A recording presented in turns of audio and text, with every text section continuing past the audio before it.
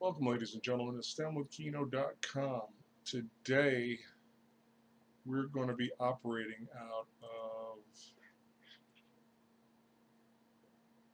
where are we? Okay, we're right here at Dubai Minhad.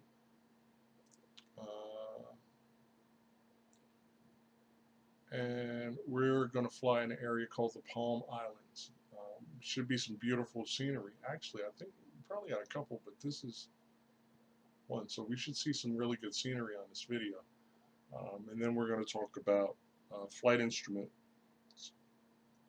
and how they work and basically how they work. So without further ado, we'll go into the simulator. We'll get in the left seat.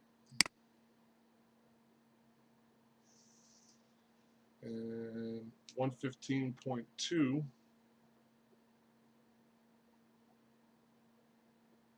Let's get over here. We're using the Garmin.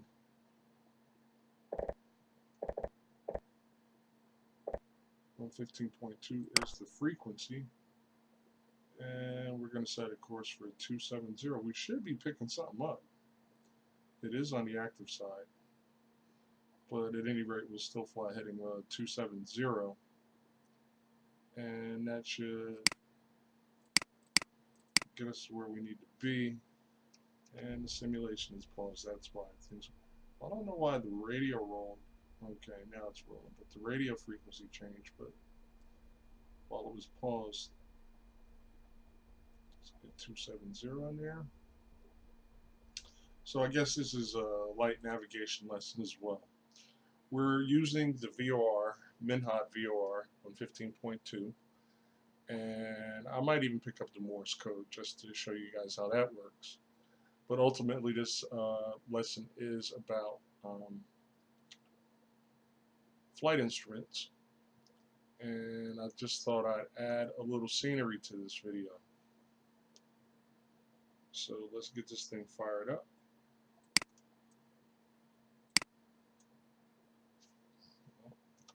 Boy, the pause button's touchy, isn't it?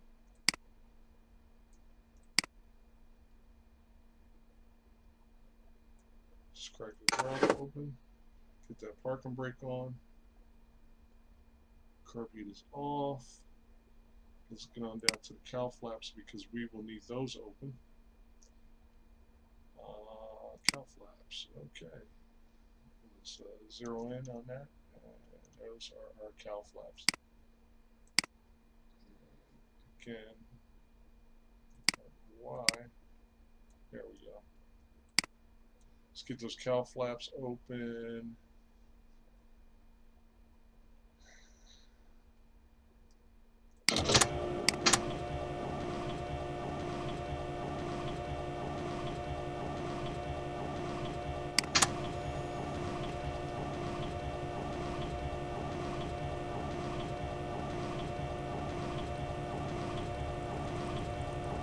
Okay.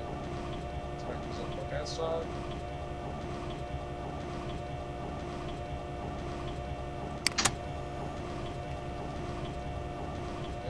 And the tachometer's up on that side. The parking brake is set.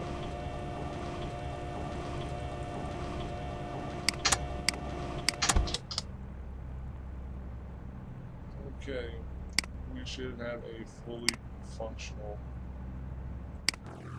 aircraft regards to spot, and we are flying a twin today.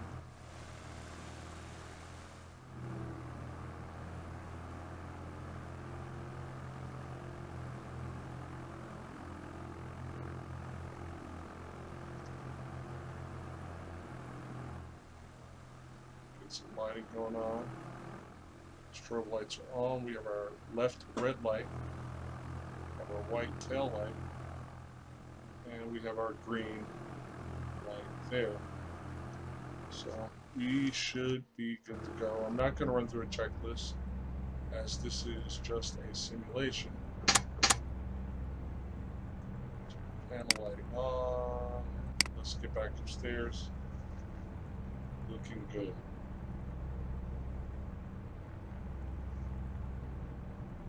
Okay. We are actually pointed easterly, so we're going to have to make a 180-degree turn.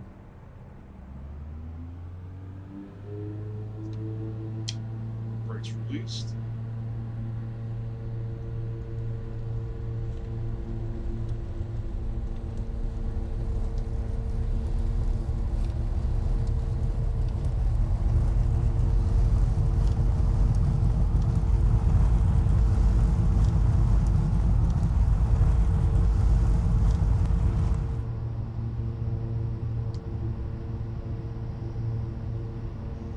Pause and brake.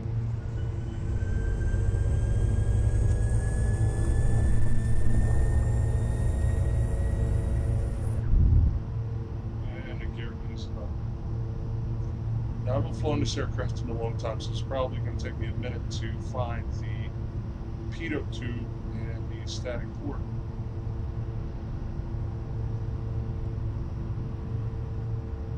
Got a nice climb rate going on. And we'll go ahead and make our 180-degree turn. Clear left. See the aircraft out there? Turn it left.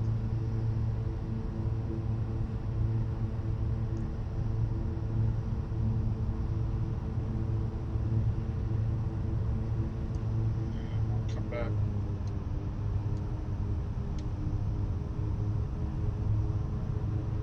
To our climb configuration.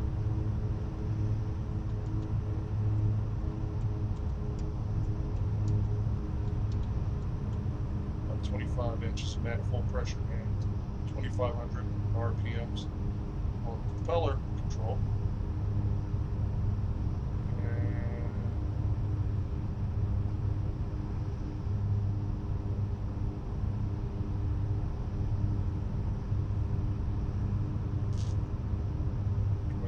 Set up our heading bug.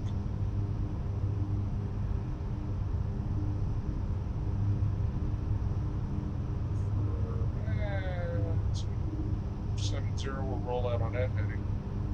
And we should really get a good look at the Palm Islands of Dubai.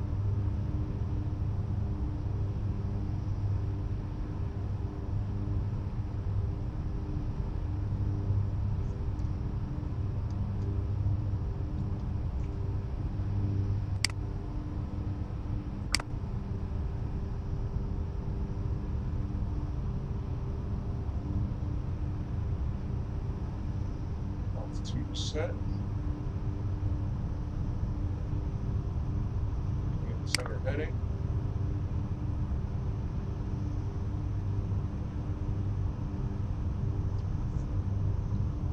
So mixture. And we're off.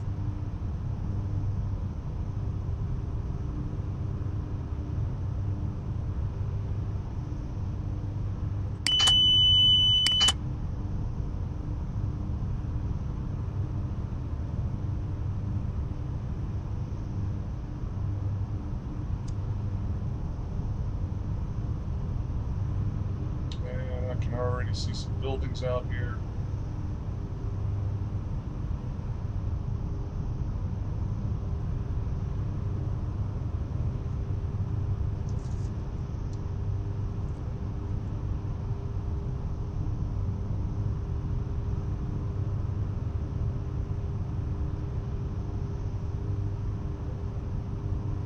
Set a heading of 300.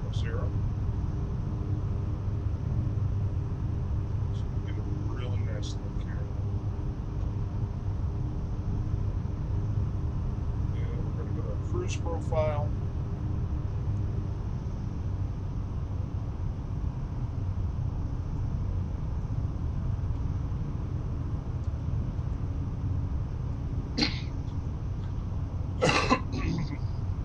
Excuse me.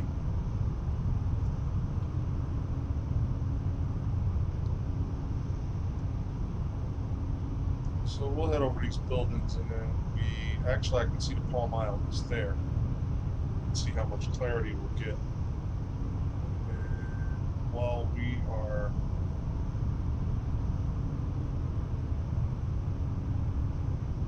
step on down a little bit. so we can get a better look.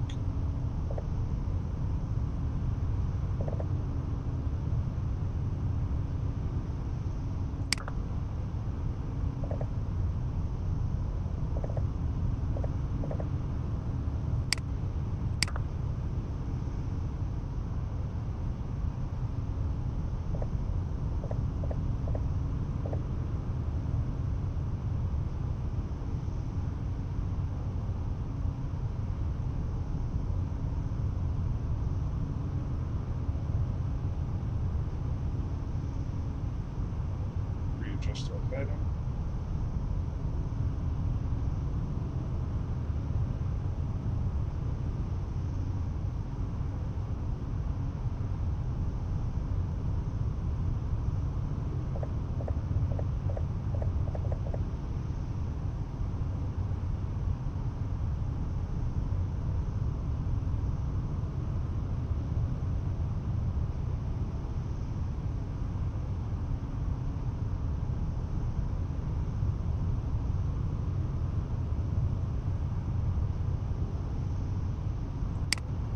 Outside left front look.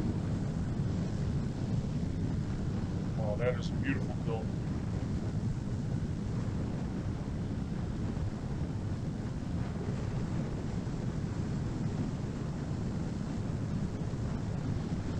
Let's get those cloud flaps closed up.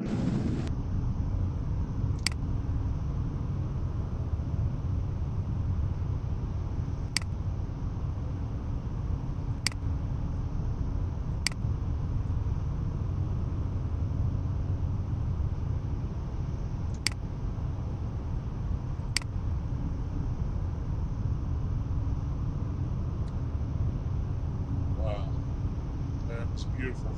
Those are Palm Islands and the United Arab Emirates.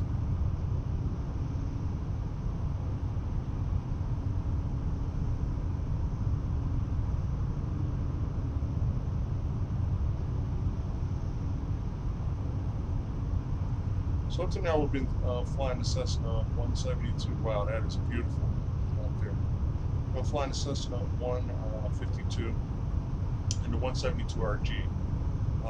This is a twin-engine aircraft. This is the Piper Seminole, and this is actually the first multi-engine aircraft I've ever trained in. And we didn't get anything on 115.2, which was set up there. So let's see. Well, I'm not even going to worry about it. I knew where we were going, so it really wasn't even necessary.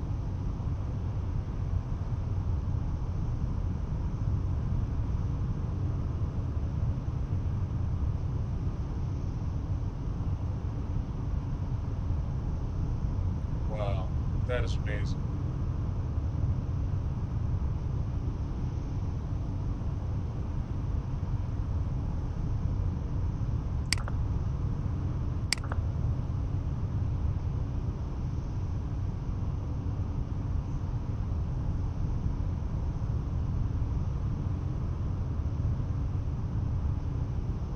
That building construction right there is like beautiful. Okay, that's enough fun. We're gonna head back in and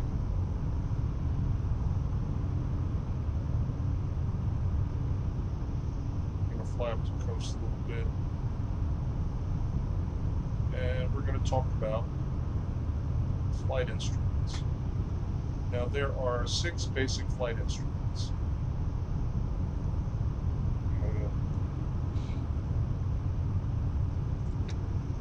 Okay.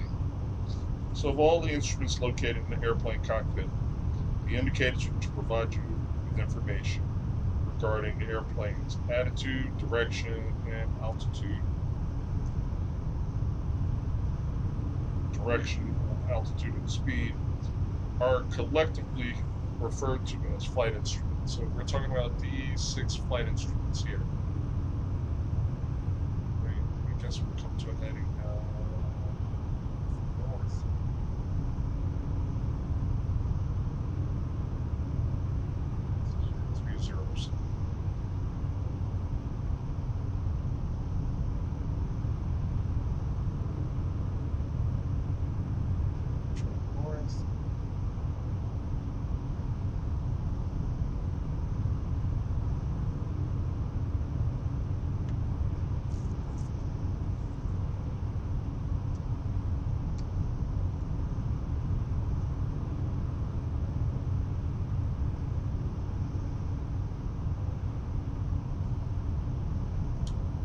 Alright, so we have our 6 basic flight instruments. The first one is the airspeed indicator. This tells us how fast we're flying through the air.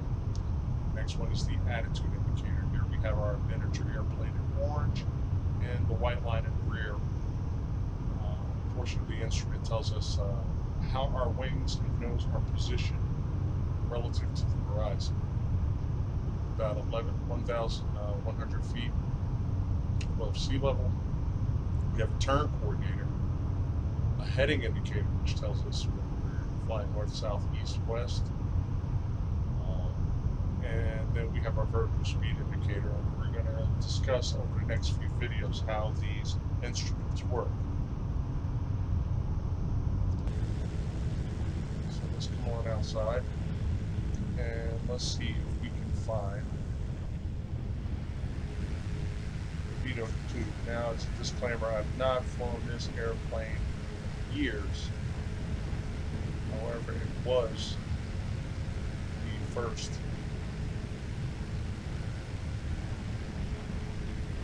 multi-engine aircraft I've ever flown.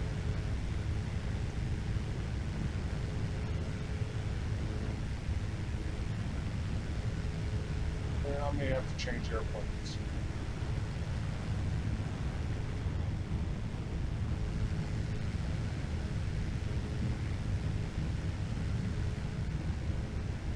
I cannot find the pitot tube. So let's pause for a moment and change aircraft. Okay.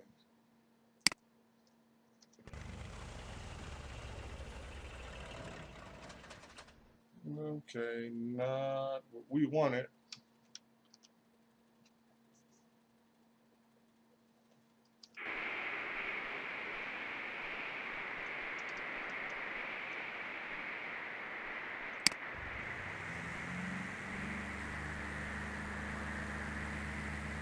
It's okay. I'm not even going to edit that out. So if you change aircraft to P3D, chances are your new airplane that you switch to can actually start out with the mixture being off. Okay. Well, we got our descent. We controlled our descent, and we're looking good. Okay. So we still have our 6 basic flight instruments. Airspeed indicator, attitude indicator, altimeter, which is still at 1,100, vertical speed indicator, heading indicator, and turn coordinator. Now let's come back outside, because there are some instruments or some hardware out here we need to be aware of. The first piece is the pitot tube, which is right here. Now this pitot tube actually sticks out, it's away from the wing a little bit, and it's in undisturbed air.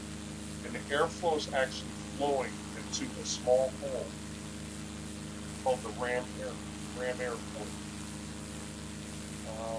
There's a vent there, just in case we're flying through rainy conditions, to help make sure that we're getting accurate reading. Now, normally on the Cessna class aircraft, okay, let's see if I can tighten it here. Now, I believe this is the static port, and they modeled it as best they could. I think that's a static port. Let's come around to the other side. Because normally the static port is flush, and there's like a little pinhole. Yeah, so let's come on around. Let's see, static port is there either.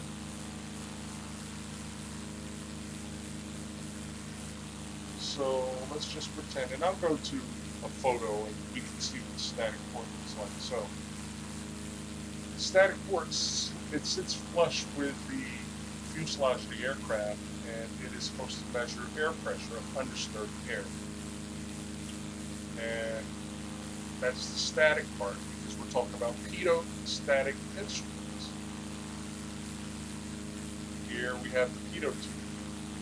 So pitot tube and the static port there actually help give us information, or they provide information to these basic 6 instruments.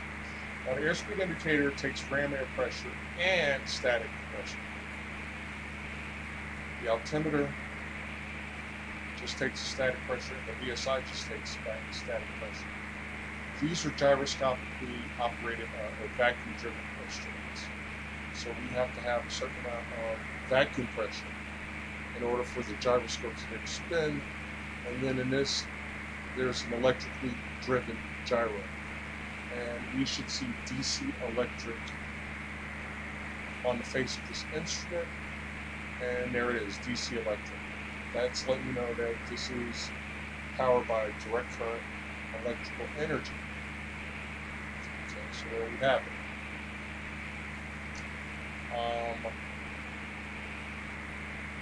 Alright, so let's just talk about how these instruments work.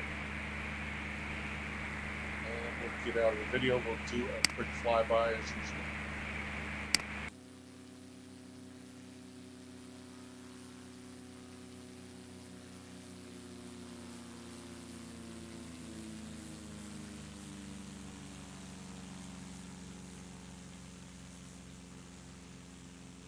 Beautiful airplane. Okay. You can see I actually looked it up. All right. Airplane pitot tube. All right. So, like we saw in the demonstration, we saw the wing and we saw this pitot tube hanging down. When the aircraft is parked, typically we put a cover over it. We can see another pitot tube there. We can see one there. So you can see that the pitot tube is on large high-performance aircraft as well as the slower training aircraft. All right. The pitot tube hangs out in undisturbed air. And the static port that we were supposed to see, airplane static port.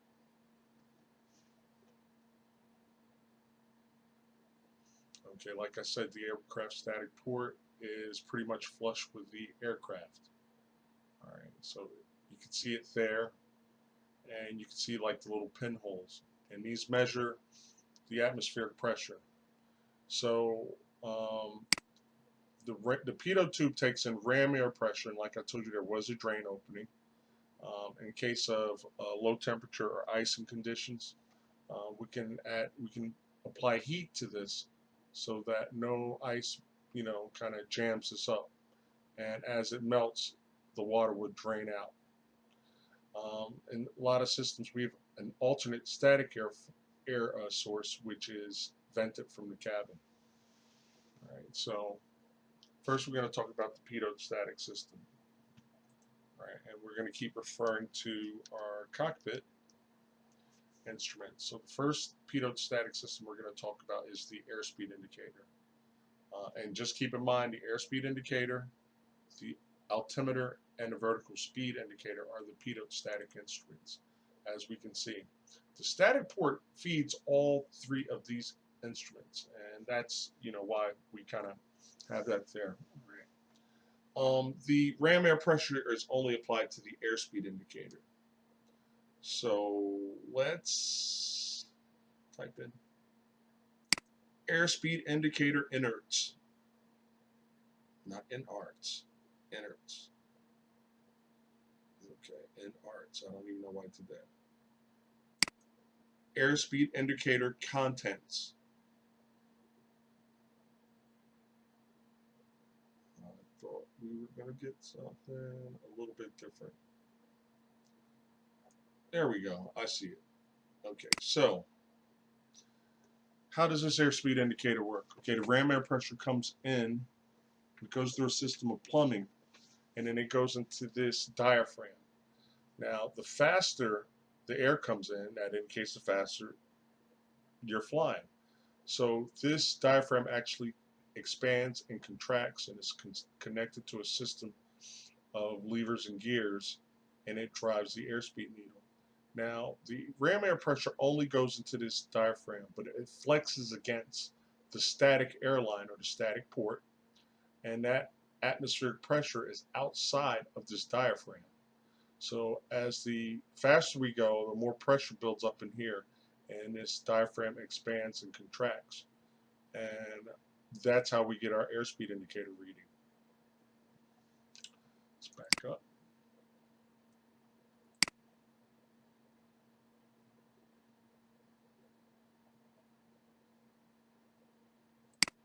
Aircraft altimeter. Okay, the altimeter measures our altitude. There we go. Okay, so we have a series of pointers, and there's a 1,000-foot, 100-foot, and 10,000-foot pointer. Now, the static port is the only thing that feeds inside the casing of this instrument. So this is the outside atmospheric pressure. And if I'm not mistaken, and I'm sure my critics will correct me if I'm wrong, I believe what they do is they trap in air in here, which has like standard pressures, like 9.2 inches of mercury, atmospheric pressure 14.7 pounds per square inch. We'll go to the United States or the Navy, aerodynamics for naval aviators, and we'll get some hard numbers. And 101.3.2 millibars, 9.2 inches of mercury, blah blah blah. We'll talk about all that stuff. But this diaphragm, or this aneroid wafer, expands and contracts against the atmospheric pressure. All right. And the vertical speed indicator is very similar. Airplane vertical speed indicator.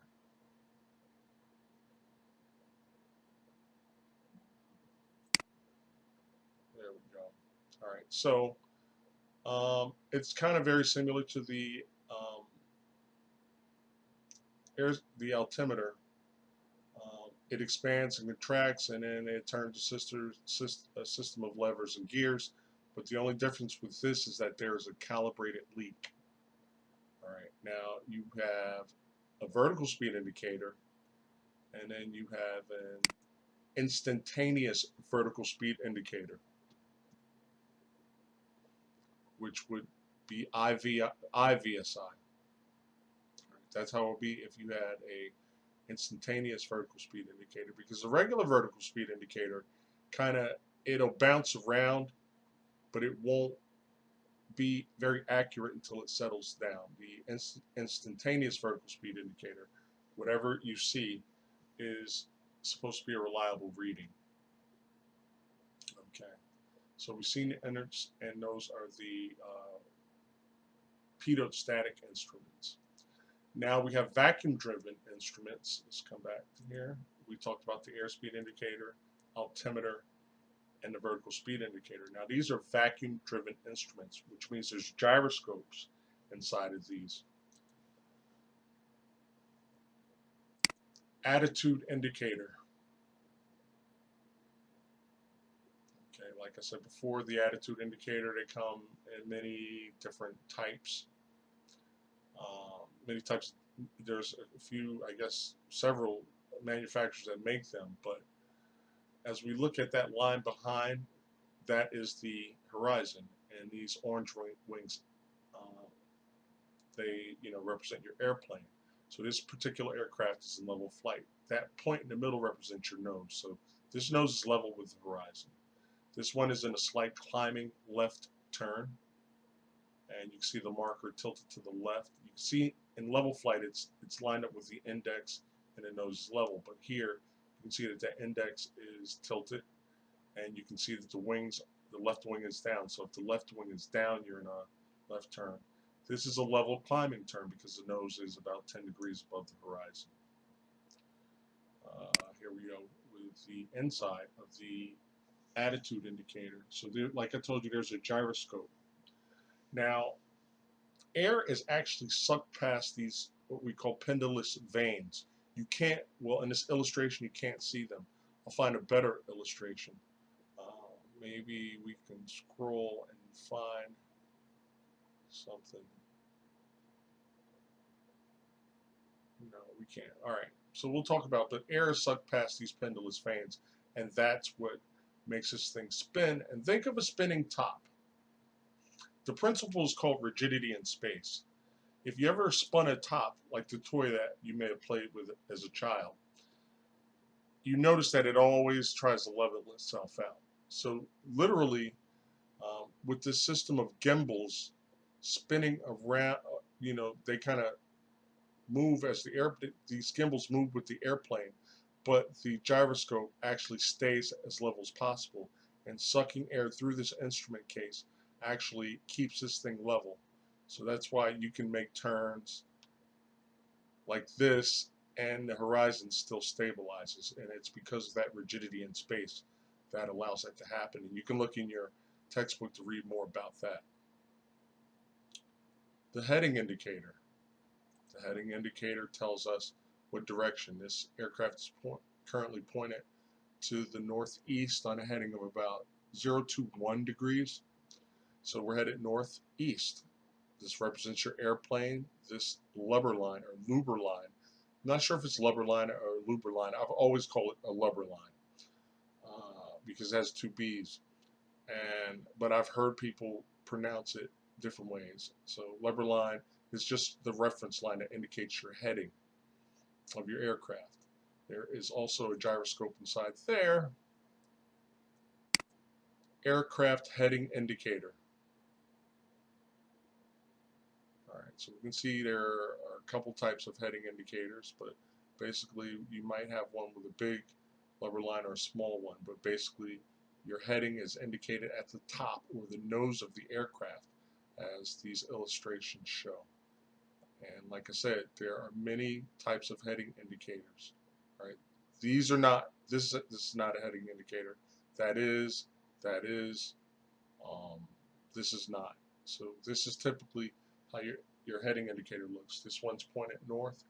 This one's pointed southwest, about 230 degrees. This guy's north, 230 degrees.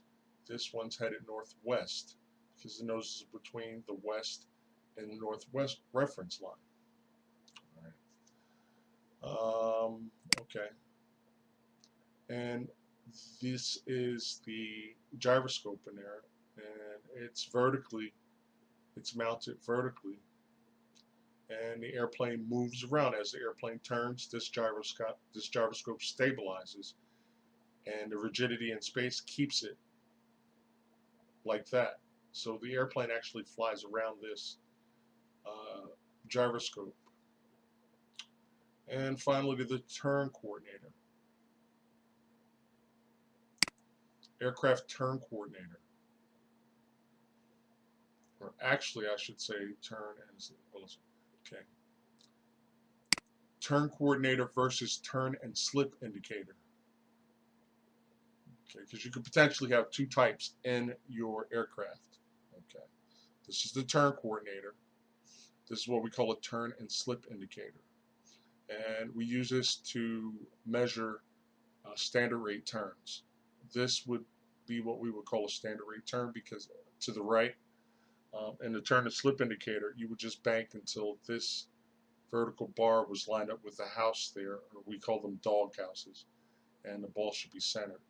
All right. So we have a turn coordinator and a turn and slip indicator, and the difference is in the turn coordinator, the gyro is canted or tilted. All right, and we can see the gyroscopic arrangement here, and I think we probably have something. I guess there's a website called Flight Mechanic. If I double click on that, we should get a really good. Let's see if we can blow this up a little bit, and we can. Very good. Okay, so the turn coordinator has what we call a canted gyro, like I mentioned, and this has a horizontal gyro. Okay, so you can see the gyro rotation, and as the airplane tilts, it indicates banking information. But standard rate turns or 2-minute turn is what we would use in instrument flight. And we'll talk about that down the road. But I just want you to see the difference. So to recap, we talked about the airspeed indicator, the attitude indicator, the altimeter, the turn coordinator in this case, but you could also in your aircraft have a turn to slip indicator, the heading indicator, and the vertical speed indicator. So more and more, we're just, and a lot of people when they first and they look at a cockpit and they say, man, you read all those? Number one, we don't read all these instruments all at once. Okay, during different phases of flights, we may be looking at different or specific instruments. We're looking at instruments specifically, but these are the basic 6 flight instruments. We have a fuel pressure gauge there. We have fuel quantity gauges. So as airplanes change, they may be designed differently, but they're going to have them. Here's the ammeter on the Cessna 152. The ammeter was on the upper right-hand side. We can see the ammeter here, and we can see it charging the battery. We have our oil pressure, oil temperature, and this one actually has a cylinder head temperature gauge. This is our tachometer. I'm sorry, manifold pressure gauge, because we have a constant speed propeller, and here's the tachometer. And these are navigation instruments, which we will discuss down the road. Okay, so sorry I made this video so long with the scenery.